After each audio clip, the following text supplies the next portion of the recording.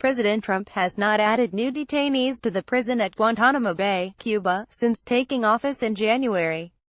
John MooreGetty Images FORT MEADE, MD, a panel of American military officers at the Guantanamo Bay wartime prison sentenced on Friday a Saudi detainee, Ahmed Mohammed Ahmed Haza al-Darbi, to 13 years in prison for his admitted role in a 2002 attack by al-Qaeda on a French oil tanker off the Yemeni coast.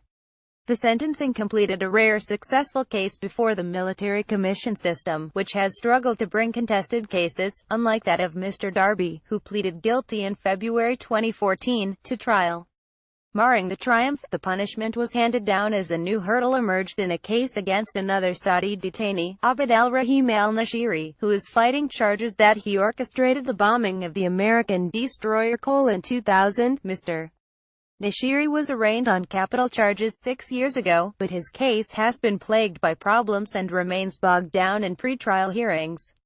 On Friday, Richard Kamen, a death penalty specialist on Mr. Nashiri's defense team, said in a statement that he and 2 other civilian lawyers had quit for ethical reasons related to a dispute over the confidentiality of their communications with their client. The details of that dispute are murky because filings related to the matter are classified.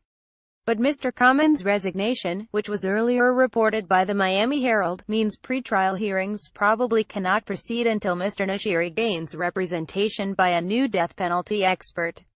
Brig. Gen. John Baker, the chief defense lawyer in the military commission system, said in an email that he was looking for one but did not know how long it would take to find one.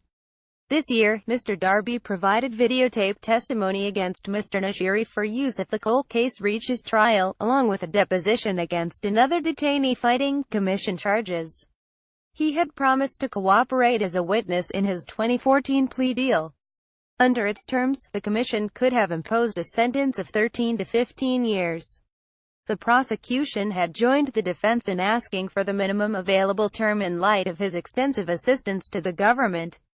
Mr. Darby has renounced Islamist ideology and lived apart from the general detainee population for years. Ahmed Mohammed Ahmed Haza al-Darbi. International Committee of the Red Cross via Associated Press. Before the commission members deliberated, Mr. Darby, wearing a dark suit and glasses, stood at a lectern and said he took full responsibility for his actions, for which he apologized.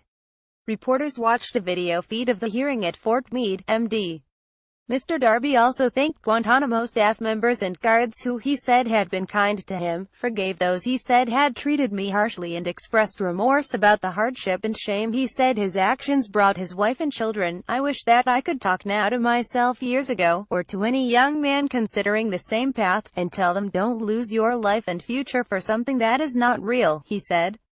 Mr. Darby has admitted that from 2000 until 2002, he helped plan and arrange for a Qaeda operation to sink at least one civilian oil tanker near the Strait of Hormuz, resulting in the attack on the French ship, the Limburg.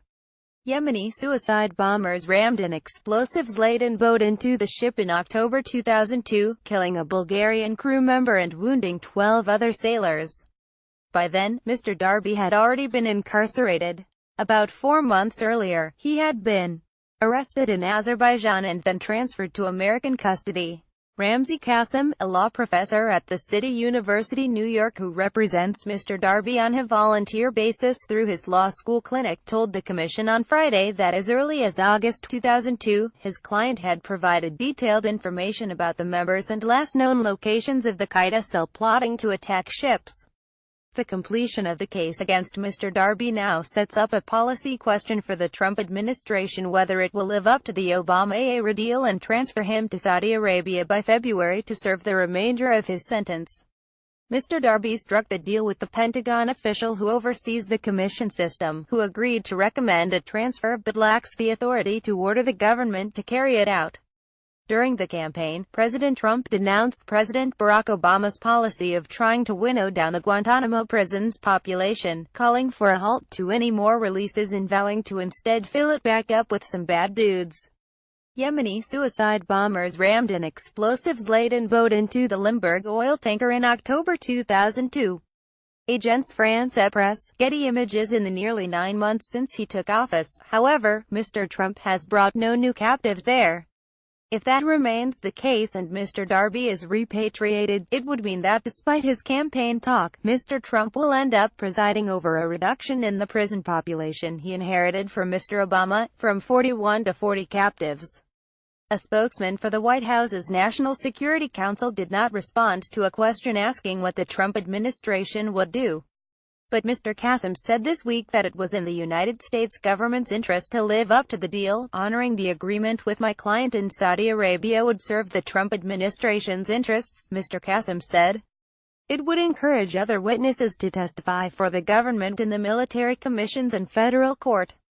And it would avoid alienating an important ally. He also noted that if the United States did repatriate Mr. Darby, he would not be released but would instead serve the remainder of his sentence in a custodial rehabilitation program for low-level Islamist extremists.